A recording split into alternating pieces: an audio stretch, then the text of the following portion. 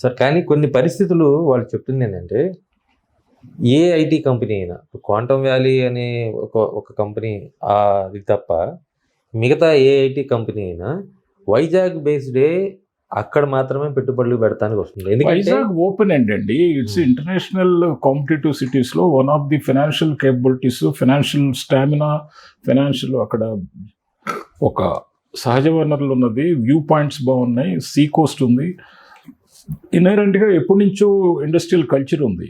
ఇవాళ మీరు వైజాగ్కి అమరావతికి ఎందుకు పోలుస్తారు? అమరావతి ఈజ్ ఎ సపరేట్, అమరావతి is have its own advantages, history, మనకి రివర్ ఎడ్జ్ ఉంది, మనకి రివర్ ఎడ్జ్ ఉంది, కానీ ఇక్కడ ల్యాండ్ లభ్యత చాలా కష్టం. మీరు అర్థం చేసుకోవాలి. ఇవాళ హైదరాబాద్ గ్రోత్ అవడానికి కారణం ఏంటి? ఆ రోజున రాళ్లల్లో రప్పల్లో పగలగొట్టి చంద్రబాబు నాయుడు గారు రిస్క్ తీసుకున్నారంటే అక్కడ ల్యాండ్ అవైలబిలిటీ ఉంది, ఎఫర్డబిలిటీ ఉంది. ఎంతని మీరు వేవ్ చేస్తారు? గవర్నమెంట్ ఆఫ్ ఆంధ్రప్రదేశ్ కానీ గవర్నమెంట్ ఆఫ్ ఇండియా నుంచి కానీ ఎంతని వేవర్స్ పెడతారు? ఇప్పటికే వాసిపోతుంది. ఇప్పుడు అమరావతిలో ల్యాండ్ ఎక్విజిషన్ చేయాలంటే అది ఎంత సాహసమైన నిర్ణయం.